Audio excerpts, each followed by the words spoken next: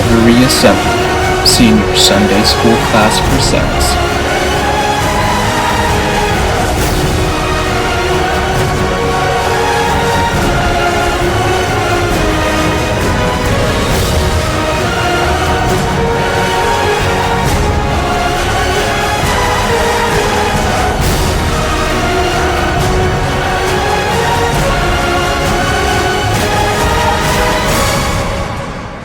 The Priest with Dirty Clothes.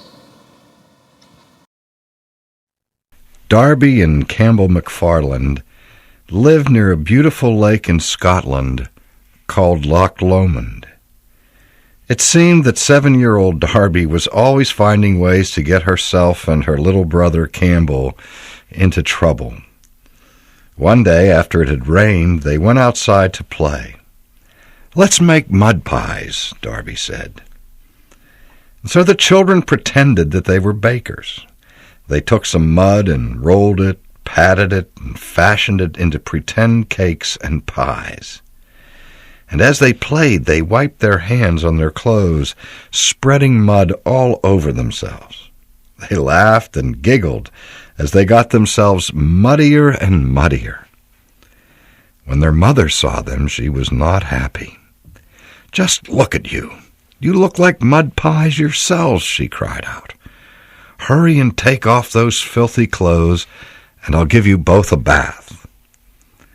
After the children were all clean, their mom looked at the muddy clothes. "I'll never be able to get these dirty clothes clean," she said to herself. And just then, there was a knock at the front door. It was the children's grandfather. As Darby and Campbell rushed in to hug him, Grandpa grinned and said, "It looks like someone made a mud pie bakery in the front yard." And the kids giggled.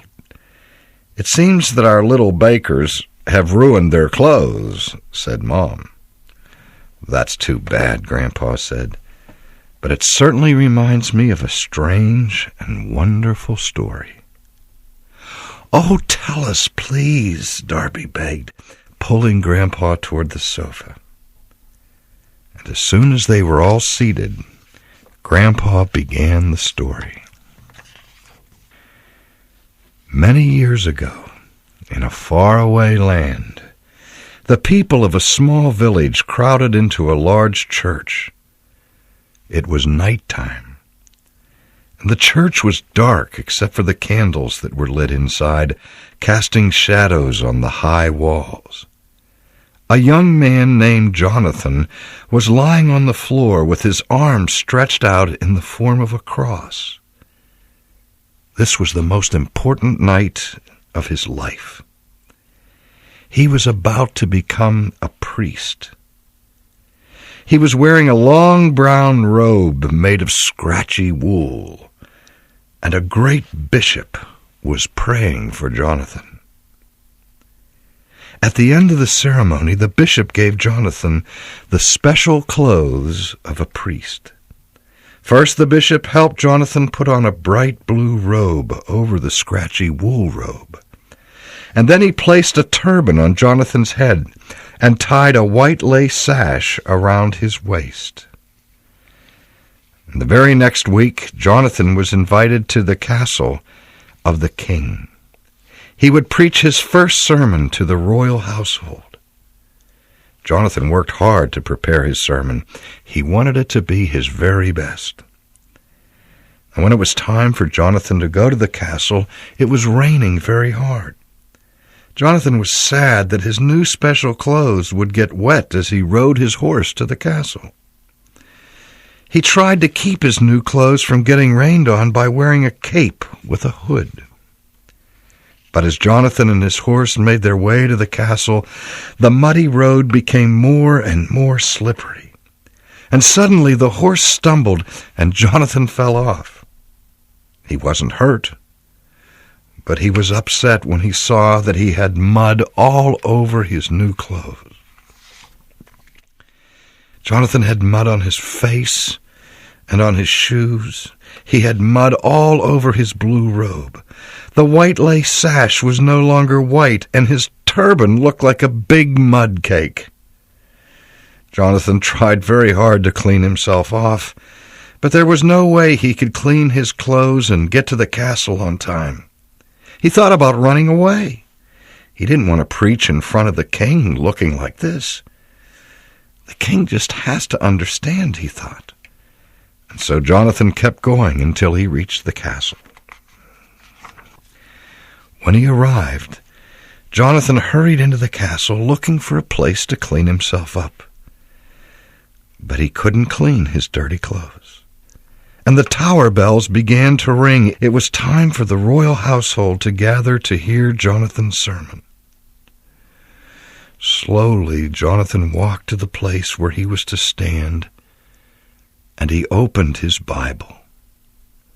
And as soon as the people saw him, they began whispering. The king was surprised to see the priest wearing such dirty clothes. But the king was a kind and gentle ruler, and he could see that Jonathan was ashamed of the way his clothes looked. And knowing that there must be a good reason for Jonathan's dirty clothes, the king motioned for him to begin his sermon. But as soon as Jonathan started to speak, the court magician, whose name was Malice, stood up and shouted, "Wait! You can't preach in front of the king wearing those dirty clothes." Now, Malice was a very mean man. He hated all priests. He even hated priests whose clothes were clean. Now, Malice had great power with the people. They were afraid of him. And as soon as Malice shouted out against Jonathan, other people began to yell mean things about Jonathan too. The king knew that this was not a good thing, and the king felt sorry for Jonathan. He didn't like the way Malice was behaving. He was afraid that Malice might cause someone to harm the priest, and so he stood and said to the people, "Be calm. Please stop talking. I will take care of this problem." And that very minute the people grew silent. Even Malice stopped talking. The king looked at Jonathan and asked him to come forward. When Jonathan walked up to him, the king said, "Why did you come here looking so dirty?" And so Jonathan explained what had happened. The king nodded and said, "I understand. I am sorry that you had this accident, but you cannot preach here today wearing such dirty clothes. You may come back next week and preach. I will give you another chance, but only if you come back wearing clean clothes."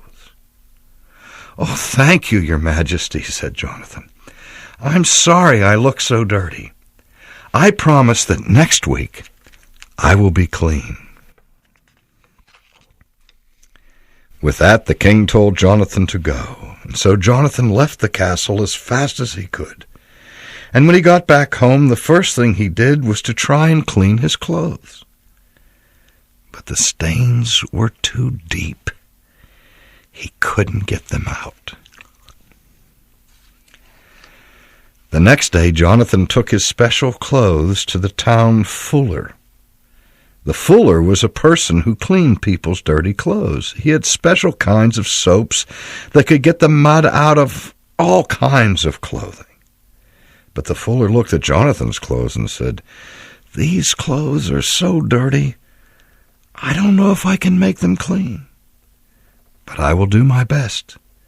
Come back tomorrow, and I will have them ready for you." Now when Jonathan returned to the fuller's shop the next day, the fuller said, "I'm afraid that I cannot make your clothes clean. They are ruined forever. The only thing you can do now is to get new clothes." "But I can't get new clothes," Jonathan said. "These clothes were given to me by the bishop, and he only gives out one set of clothes." "Oh, I'm sorry about that," said the fuller, "but there's nothing more I can do. You should go to see the bishop. Maybe he can give you a new set of clothes so you can preach before the king." When Jonathan left the fuller's shop, he didn't think the bishop would give him a new set of clothes, but he had to ask anyway. So he went straight to the bishop's office. The bishop patiently listened to Jonathan's story of the accident. And then he said, "This is a sad thing that has happened to you, Jonathan, but there's nothing I can do to help you." And Jonathan was very sad. "Isn't there something I can do to get clean clothes? Please let me do something special to earn new clothes." But the bishop's face was sad. "No, Jonathan. The rules are clear. There is nothing you can do on your own to earn a new set of clothes. The only person who can help you is the great prince. Perhaps you should speak to him." And so the bishop gave Jonathan the directions to the palace of the great prince. Jonathan carefully followed the directions until he came to the palace where the great prince lived, and he asked the guard if he could talk to the prince. The guard walked Jonathan into the royal room where the prince was sitting on a throne. And when Jonathan saw the prince, he was amazed. He had never seen anyone who looked like this. He was dressed in a long purple robe with precious jewels on it. There was a band around his waist that was made out of pure gold. He wore a turban that was as white as snow. And his face seemed to shine like the sun. The prince looked at Jonathan with caring eyes and asked, "Why are you here? What do you need from me?" His voice was soft and kind. Jonathan asked carefully, "O great prince, I am a priest. But I have ruined my clothes, and I cannot stand in front of the king without clean clothes. No one has been able to make my clothes clean, and I have been sent to you to see if there's anything you can do to help me." Jonathan told the prince the story of how he had gotten dirty.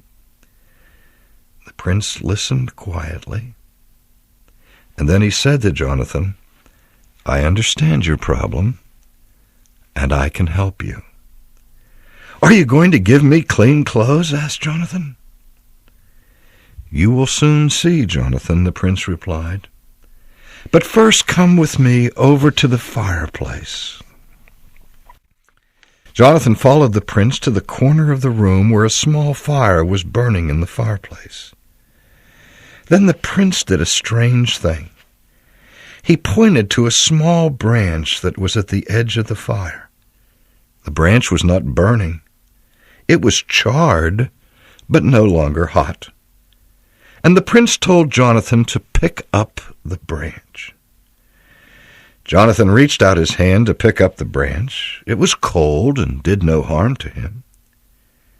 But when Jonathan put it down, the prince said, "Now look at your hand." Jonathan looked down and saw that his hand was black. It was covered with soot from the branch. "Jonathan," the prince said, "you are like the branch you pulled from the fire. You're covered with black dirt. But the dirt is not just on your clothes. It is on your heart. Sin, the wrongs that you do, make your heart dirty, and no soap can make it clean." Then the prince said, "Jonathan, I can help you. Go to the castle next week and be ready to preach your sermon. Wear your dirty clothes, and I will take care of them." Jonathan's heart felt sad, and he grew afraid. "But, great prince, I was told by the king that I could not stand in front of him in my dirty clothes. And the evil magician Malice will do something mean to me if I enter the castle with dirty clothes." A warm smile spread across the face of the great prince. "Yes, Jonathan, I know all about Malice and his meanness. I also know the king very well. For you see, Jonathan, the king is my father." Jonathan asked, "How are you going to make my clothes clean?" The prince answered, "I promised you that I will take care of that. I never break my promises. I always do what I say I will do. Now you go home and get ready for your sermon. I will be there, and I will do what I promised." Now, when the next week came, Jonathan was both excited and a little afraid. He thought about not going to the castle at all. But then he remembered the promise the prince had made to him. "I will trust in the promise of the prince. I will go to the castle," he said to himself. So Jonathan went outside and got on his horse, and this time the day was bright with sunshine. There were no storm clouds in the sky, and Jonathan had no trouble making the journey to the castle. When he got there, he could see a crowd of people going in. He swallowed hard and walked to the place where the priest stands. But again, before he could speak, Malice stood up and shouted, "May bad things happen to you, O priest! You are still wearing dirty clothes." The king looked at Jonathan and frowned. "Why are you here again with dirty clothes? I told you that you could not stand in front of me looking like that." The people began to whisper. Some shouted loudly, "Go away!" Jonathan's face turned red. He couldn't even talk. He stood looking at the people and feeling ashamed. But at that very moment, someone came into the room. It was a man dressed in a scratchy brown robe, exactly like the robe Jonathan wore under his special clothes. And the man was carrying a present under his arm. And at first no one knew who the stranger was. But then someone shouted, "It's the great prince!" Malice didn't know what to think. He said, "What is the meaning of this? Why are you here, and why are you wearing that itchy robe?" But at first the prince did not answer. He was smiling as he walked to the front of the room, and he stood right next to Jonathan. And then he spoke to Jonathan, saying, "Take off your dirty clothes and give them to me." So Jonathan took off his dirty clothes, the special ones that the bishop had given him. And now he stood before the king, wearing only his own scratchy brown robe. The prince then took Jonathan's dirty clothes and put them on himself. And he handed Jonathan the present and told him to open it. Everyone watched Jonathan as he carefully opened the present the prince had given him. Jonathan's eyes grew wide when he saw what the present was. It was the perfect present, for inside were the beautiful clothes that belonged to the prince himself. The prince smiled again at Jonathan and said, "These are the clean clothes I promised you. There's not a spot of dirt on them. Put them on now and preach your sermon." Jonathan's hands shook as he put on the prince's beautiful clothes. And the prince said to the king, "Father, may Jonathan now stand in your presence. He is one of my people." The king was pleased and said to the prince, "Yes, my son. As long as he wears your clothes, he may stand in front of me." Then the prince said to Jonathan, "These clothes are yours forever. They will never wear out, and nothing can ever make them dirty. They are perfect for you." Jonathan was so excited. "How can I ever thank you for being so kind to me?" he asked. The prince said, "If you are really thankful, and if you want to show that you love me, then keep all the commandments that I give to you." "Oh, I will," said Jonathan. I want to be good enough to wear your clothes. Oh, but you cannot be good enough, Jonathan. You must live your whole life trusting in my goodness while you wear my clothes. On that day, Jonathan preached his best sermon ever. And he spent the rest of his life preaching about the great prince. He wore the prince's perfect present until the day he died. Grandpa turned to Darby and Campbell and said, "That's the end of my story. Did you like it?" "Oh, yes," the children replied. "Do you think that if we could find the great prince, that he would give us clean clothes too?" "Yes," Grandpa answered. "He gives clean clothes to everyone who believes in him. But they are not clothes like the ones you ruin today. The great prince gives new clothes for our hearts. The dirt that we get on our clothes can sometimes be washed clean, but we have a bigger problem. When we sin and do wrong, our hearts become so dirty that we cannot stand in front of God. For us to be able to be friends with God, we need to have the dirt on our hearts cleaned.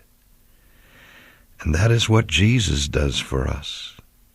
He forgives us. He takes the dirt from our hearts. He puts it on himself, just like the great prince took Jonathan's dirty clothes and wore them for him.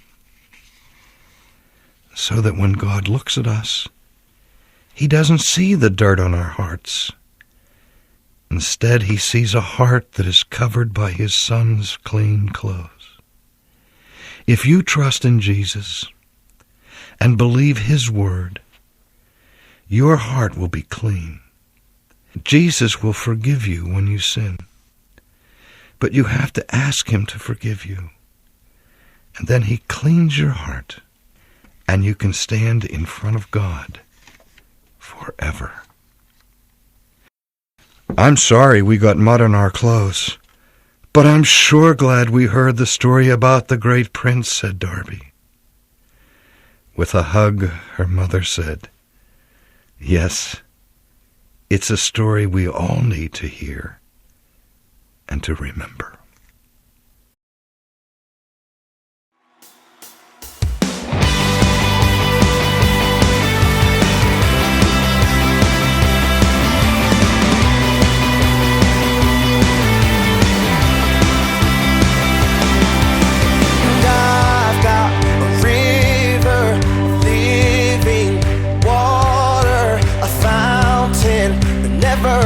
Run dry. Sing it out.